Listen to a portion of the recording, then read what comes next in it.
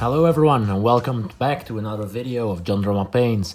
This video is the second part in the series where we'll be painting the beaten bronze copper armor, as you can see on Dead Island that I painted right before I started Thundrik. And in this video tutorial we're going to continue and I'll show you how I achieved, let me get him into focus, the effect that you see on Dead Island right here. So stay tuned, and if you haven't watched the first part yet, make sure to check it out because I go over how I painted this in quite some detail, and I'll show you exactly what I'm doing. And right now I'm continuing. So in the first part we started with scrag brown over a black primer, followed by a highlight of scrag brown with Baylor brown, and we ended with pure Baylor brown. So in this video we're going to continue highlighting, and on my palette I mixed up a 1-1 mix roughly between Baylor brown and Ushapti bone. So gonna load that up and we're going to continue. And much as we did in the previous video, right now we're going to continue building along the highlights that we've already selected in the very first step when the scrag with the scrag brown. And right now we're gonna even more focus on the parts that we want highlighted. It's not yet our final highlight, but it's already getting pretty close, and these are already highlights that should be applied much more selectively than even the previous step, which we've already decided that we would apply more selectively. So really, what you'll see me doing is going over the same steps as before. Okay. And you'll see, whereas before it was quite beige, when we start adding in that Ushapti bone, it will become a little bit lighter. And that will greatly add to the effect, especially if we want to have a sort of that desaturated look of the armor. I envision them, as I mentioned earlier, kind of like a steampunk dwarf mixed with mixing with some Bioshock, but except then being spent at the bottom of the sea. They will be they would have spent a lot of time either in Shadespire or in harsh conditions on an airship, where we'll just assume that a similar weathering pattern would occur. Also, usually lore-wise, dwarves take quite good care of their armor, so I had to also come up with a good reason why theirs would be more beaten and roughed up. And I assume that when the dwarves are in Shadespire, that there is not a lot of smithies available or a lot of resources to continuously, or even time to continuously polish up their armor, and so they might look a little bit more worn over there. I don't know how long they've been stuck in Shadespire or in Night Vault. I actually don't know where they are. Is that in the same place?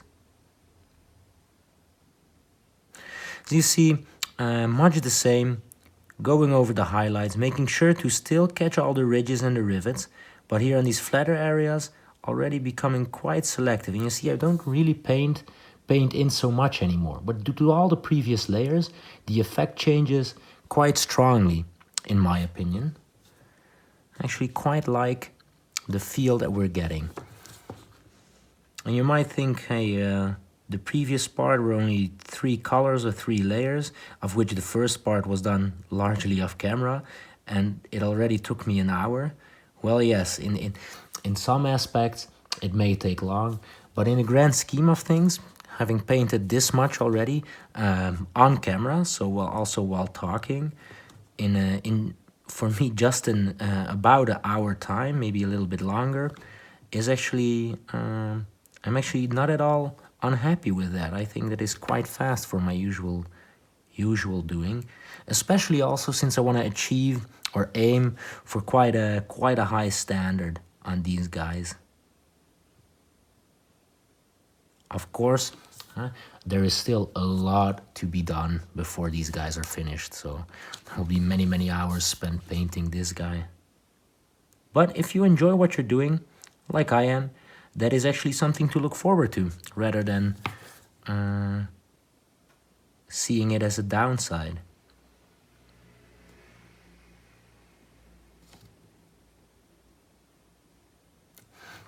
There we go. Making sure to leave where we apply the highlight, that we still leave some of that previous color showing through. And just making our way around the model. Here again, the rivets, making sure they get some paint.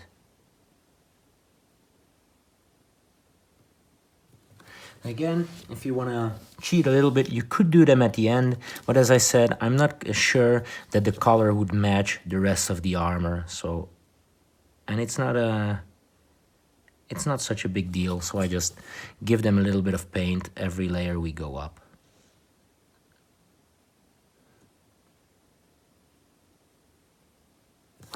Here at the top, still going for the full highlight, because I want that to be the lightest as we continue making our way around.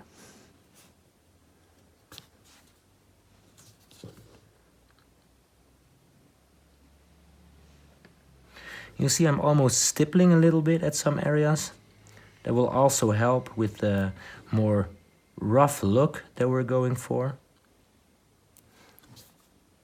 Especially since these are the more upper layers, it will be noticeable. And you know, some texture, I like it.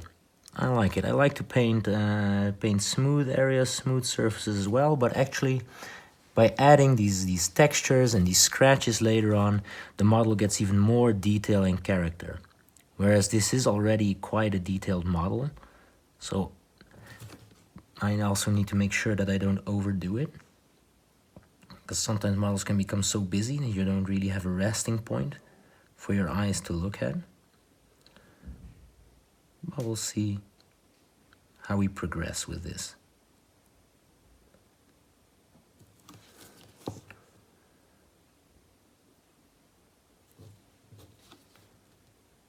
Making sure to catch these ridges as we go along. Okay, you can already start to see on the parts we've painted a little bit that it becomes more worn, less warm. Well, it will become more worn, but it will become also less warm because of the more beige, the more yellow, the desaturated colors we add in. So it will take away some of the liveliness, which is exactly what we want to achieve with this.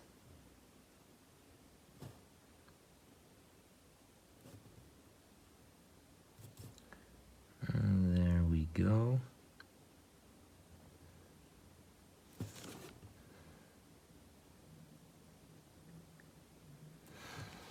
Okay. Looking good, looking good. I like what I'm seeing. If you are watching this video and you're trying to follow it and some things were helpful, please let me know.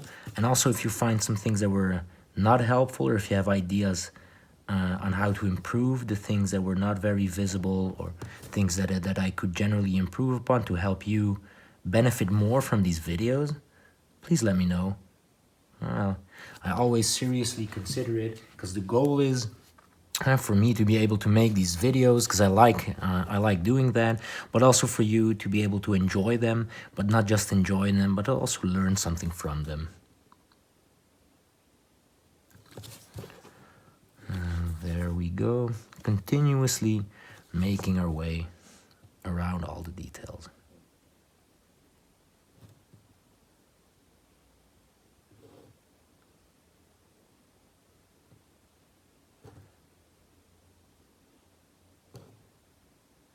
Making sure the rivets get some of the paint on them.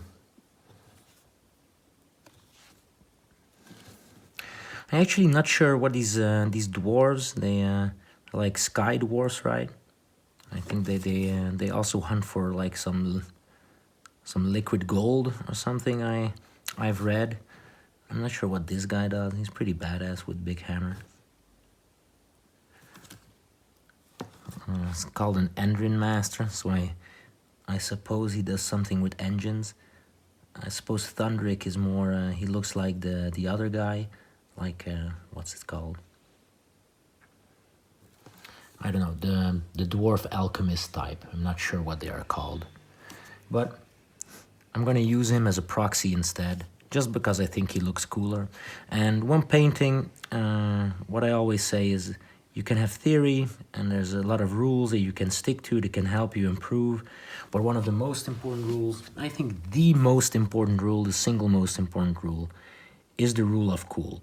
You want to end up with something that you like, that you think is cool, regardless of what anyone else thinks or what the rules say or the theory says. Well, of course, if you want to play them and they won't allow it because they have house rules like that, I guess that's a consideration that everyone needs to make. But I think for myself to have a cool model is much more important. And if you're watching these videos, I suppose you do too. So cool, welcome. Here I notice it should have been just Baylor Brown, because we may have skipped that in the previous part. So I'm just gonna give this a touch of Baylor first, before jumping to the Baylor Ushabti mix, just to make sure that the tonal jump is not too much and that we have the same colors in there. Did we do it here on the inside? I think what I see is Baylor Brown. Yes, it is. There we go. Really liking what we're getting so far, guys. Really liking it. Okay, and continuously making our way around all the details, all the edges, all the rivets.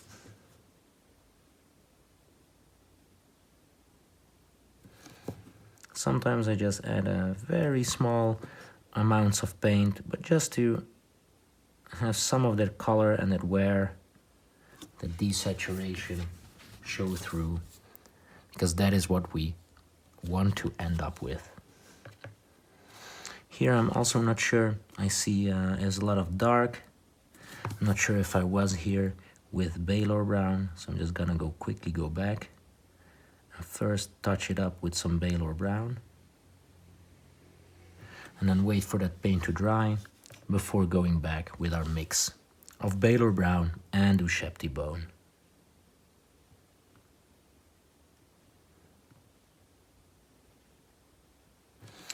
And there we go. Might be need a little bit of extra work there, but we'll get there. We'll get there, no rush. As we said earlier in this video, it's about having control, and patience, and time. Not getting spooked by anything along the way, because we know we have full control of what we're doing. So anything we encounter along the way with painting is fine. We can tackle it. Sometimes we need to take a step back and think about it, but everything we can work around and solve. I'm thinking here on the outsides, perhaps I'm gonna do a little bit of this Ushabti Bone mix as a final one here in the edges. And now I'm wondering what to do here. And here's a good example of where I'd rather wait to see what it would look like once the head is attached, to see how it will work out. For now, I'm just gonna skip it and continue over here on this side.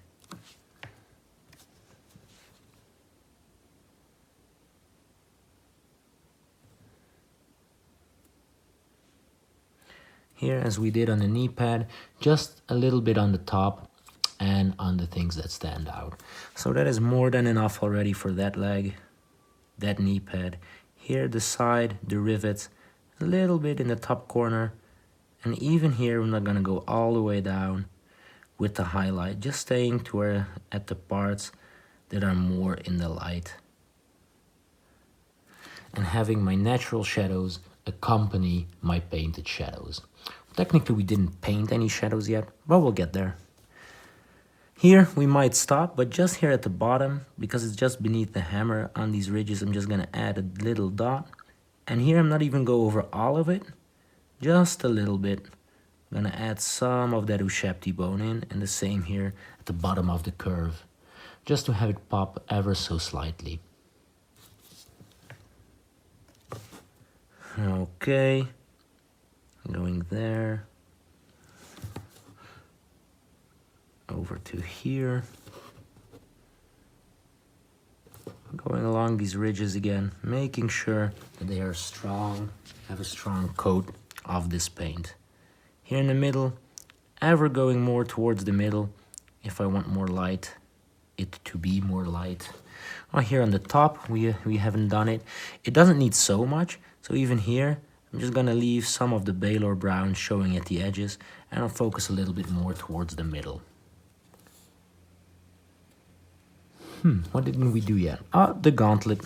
As you can see, maybe I'm quite erratic. I just go around the model and paint details that jump out for me. I'm not such a systematic painter as some people are. They work up from one element to the next. For me, this is also part of the artistic process. Just, you know, making your way around a model, continuously looking, seeing, hey, this should be lighter, or nah, this is fine. And adding those highlights as we go along. Here, this will be our final one at the bottom of this, oh, I don't know what to call it. It's like, what is this? Like his butt armor or something like that.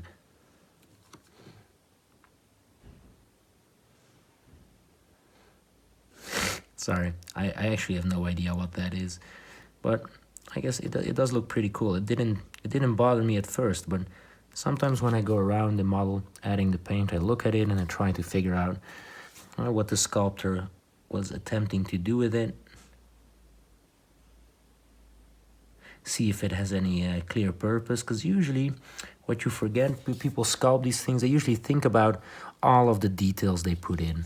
So if you're ever unsure what to paint or how to paint it or what it is you're painting, take a good look at your model and try to imagine what it is you're actually painting. And that can sometimes help you decipher what these details are as well. It's of course not an exact science, so pretty sure that this was intended as something else than butt armor, but you'll have to forgive me for now. Hope I didn't offend the sculptor. Because believe me, I love this sculpt. Ever since I saw it, I have one painted up from before, which I took to Golden Demon at Warhammer Fest in Dusseldorf, which got me a finalist pin. It was actually the first demon I entered, and was with this model. And now, I think ever since then I got some good feedback and some good tips. And back then I was still painting true metallics. But now I also want to do him in a non-metallic style. To see how I've improved, if I've improved, because it's of course a different technique.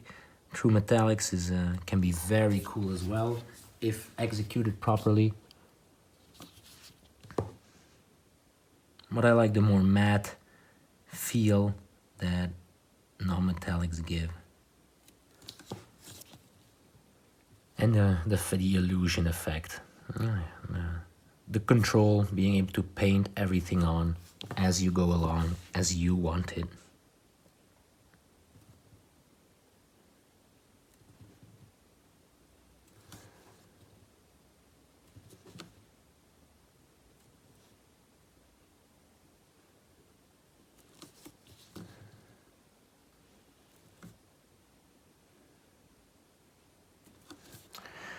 Not sure why I did that there. Here on the top part, it catches some light. Here not so much, just a little. There's a ridge there. Let's pick it out. Oh, should stay in focus with my model. Here these rivets, just gonna touch on them again. Didn't know if I got all of them.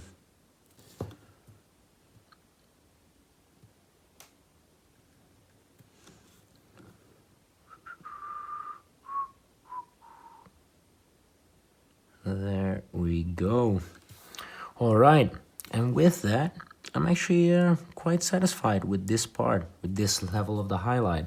So stay tuned and we'll continue by adding the next highlight, which will be pure Shepty bone. See you in the next part, guys.